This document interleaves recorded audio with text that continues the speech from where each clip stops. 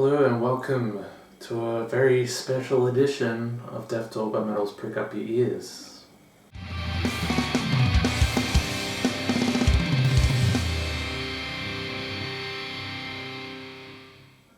So an end of 2020 video is coming soon where I'm gonna wrap up the year in metal releases, some of my favorites that came out in 2020. But until then, I've conducted a series of interviews with some of the musicians responsible for some of the excellent metal releases that came out during this dreaded plague year. One of my favorite albums this year was Lesions of a Different Kind by the New York death metal band Undeath.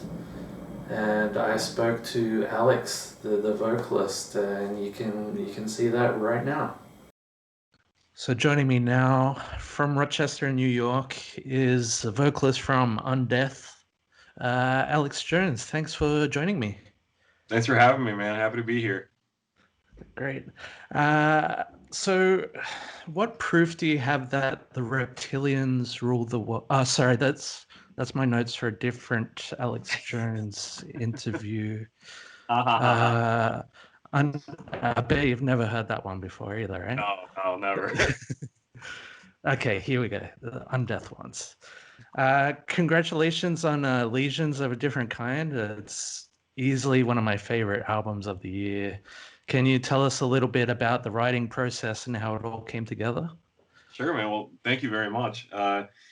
We had the two demos recorded. We had a demo 19 and Sentient Autolysis all done, and Kyle and Matt, our guitar player and our drummer, had, I'd say, like 3/4 of the album done already, and then we were kind of in no rush to finish it, but then Prosthetic hit us up and they wanted to do a record, so we kind of had this mad dash to the finish line to get it all done in time. But so it was scrambled to get it done. We got in the studio really fast and finished it all up, and then it was just kind of a whirlwind from there. I bet.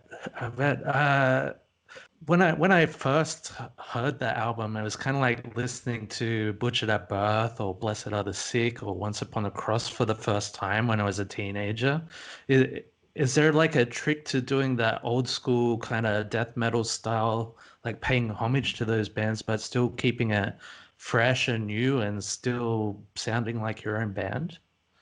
Yeah, I think it's a good question. I don't know if it's ever something that we consciously try to keep in mind when we're writing music. I mean, we obviously have our influences, and we love all the old school bands like Cannibal Corpse and Autopsy and Bolt Thrower, and list goes on and on. But when we sit down to write songs and write music, we're not sitting down and looking at each other and saying like, okay, let's write a Cannibal Corpse song.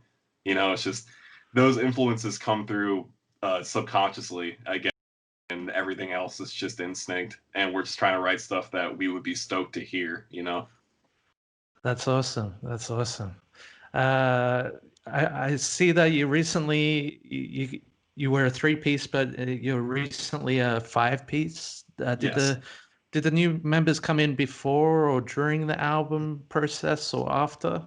It was both were after. So we were 3-piece for a long time, and it wasn't out of any sort of artistic license. We just couldn't find anybody else to be in the band, But we knew we wanted a bassist, and we were looking for just the right person for a long time. And Tommy, who plays bass for us now, he plays in a band called Tomb Warden, who are from like the DC, Baltimore area. They're more like grindcore, power violence type stuff. He's also in like 1,000 other bands, but that's how we knew him, because we played with them a couple times. And I remember we were driving home from, where were we? We were playing a show in Detroit, and we were driving home, and I just shot him a message because I saw him just playing bass on Facebook or something, and I didn't realize that he played bass as well as guitar. So I was like, hey, dude, like I know you're already in a million bands, but do you want to play in our band too? And he was like, oh, let me think about it. Then he got back to me in a day or two, and he was like, sure. So that was that. And then Jared, our second guitar player, he joined a little bit later. he's Kyle's friend, and he wanted to be in the band for a while, and we wanted him to be in the band for a while, like probably ever since Sentientalysis, but he was living somewhere else in New York State. I forget where. Then it was just like a logistical thing. Like we just couldn't really get him in town to practice and learn the songs and stuff. But he moved back to Rochester sometime in the middle of this year, and ever since then he's just been in the band and learning everything. Yeah.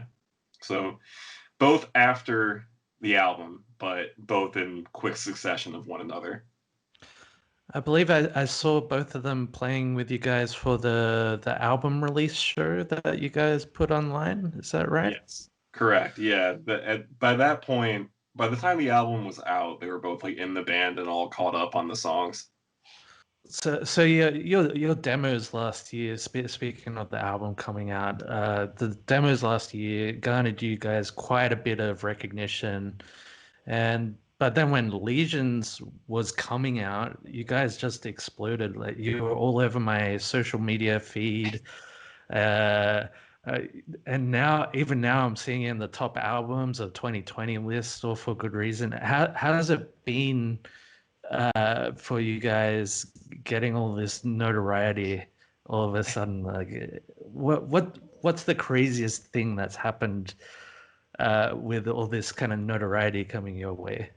Man, I don't know. It is just like very crazy and overwhelming. Like I've never really been in a band that anybody besides like my close friends and my mom liked. So like just seeing complete strangers talking about my band is still like a trip every time I see it. But it's just been cool, and I'm very grateful and honored that people take the time out of their day to listen to us and like us. That it never gets old, and it's always just crazy to see, and I'm very thankful. The craziest thing, I don't know. I think we got reviewed on Pitchfork recently. That was pretty wild to see. And it wasn't like a horrible review, which is what I would expect. Like I saw the notification come in that Pitchfork had reviewed Legions, and I was like, oh my god, they probably gave us like a 3 out of 10 or something. And then it was like a pretty positive review, and I was like, whoa, like is this for real? But that was pretty crazy. And I think, I don't know, the coolest thing that's come from it was Decibel, the magazine. They wanted to do an interview with my mom, because they have this feature called Metal Mothers, and they wow. Yeah, dude, it was crazy. They interview band members like moms and parents, and when that email came in that they wanted to interview my mom for the magazine, like that was very cool, and I got to like set up that interview with her, and they were just asking her if she liked Cannibal Corpse and stuff. She's a total like musical theater geek, so that was just like very funny to read. But does she like Cannibal Corpse? No, definitely not. I wish she did. That'd be cool, but no, that's not her world at all. But she must love Undeath, though, right? I think she loves it in a respectful way. I think she loves it because it makes me happy, but I don't think she's ever listening to Undeath in her spare time.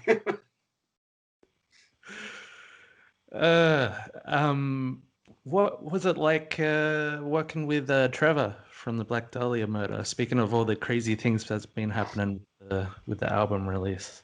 It was awesome. Trevor's just like a real ass dude. Like he's super cool. He's super down to earth, and he was very supportive of us since the beginning. I think the first demo that we had out, he was already like sharing it and talking about us a little bit, and that was crazy. And then we played a show, and we live upstate, and we drove down to Brooklyn, which is like a 6-hour drive for us, to play a show there. And he came out because that was just wild. I was like, oh shit, like Trevor from the Black Dahlia murder is just like at our show, and we've been a band for like 4 months, and he was just like super nice and hung out with us all night. And then we knew when we were recording the album, we knew we wanted to have a feature on that song, and we were like, well, let's just hit up Trevor. And we weren't really expecting him to say yes, but he got back to us like immediately, and he was totally down, and he just knocked it out of the park. Yeah, he seems to have his finger on the pulse when it comes to kind of upcoming metal and really good new stuff coming out. So I'm glad that all kind of came together. But it's kind of funny how that might not be able to work at the moment. He came to one of your live shows, and with the pandemic and the world turning to even more shit than it was before, Right.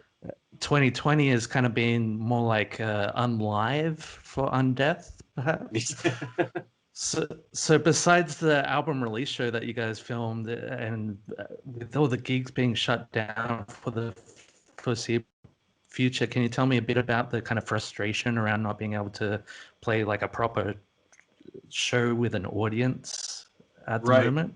Yeah, I mean the frustration is palpable. You know, we had a lot of stuff booked this year. We were going to be pretty busy in terms of tours and shows, and you know, we had like back-to-back U.S. tours booked, and we were going to try to get over to like Mexico to play a couple shows. And you know, I don't know if the pandemic hadn't happened, we probably would have made it over to like, you know, the UK and Europe at least once, and it was going to be like a very busy year for us, and obviously none of that could happen. But you know, at the same time, it's easy to get frustrated and discouraged by all the stuff that's going on, but I just try to stay as positive as I possibly can, which is very hard. But all you can really do is just say, okay, look, these are the cards that were being dealt. Nobody can tour right now, so like, what can you do? You can just keep writing death metal. So we're just gonna keep writing death metal while the world ends.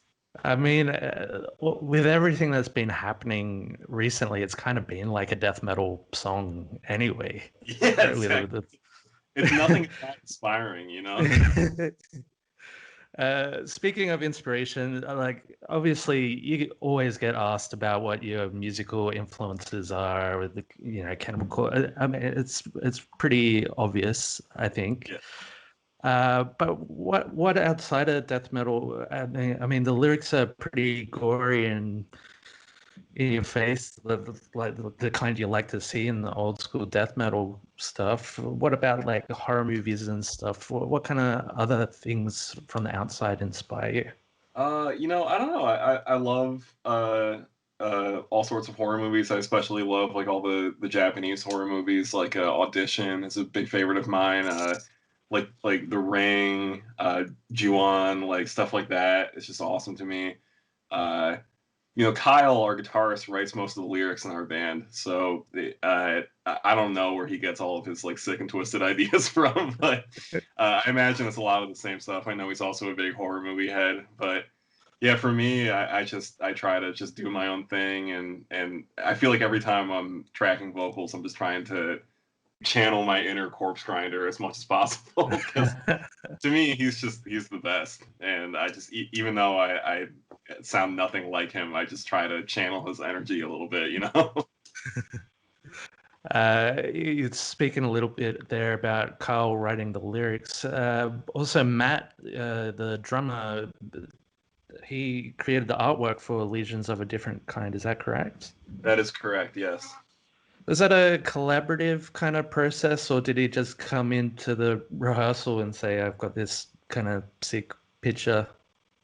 It was, you know, I would say it was like 80% him and 20% collaborative or something like that, because like we've always known he's been just like a sick artist, and he's done all of our art. You know, he did the one for the first demo, he did the one for Sentient, he did the one for the compilation tape that we did.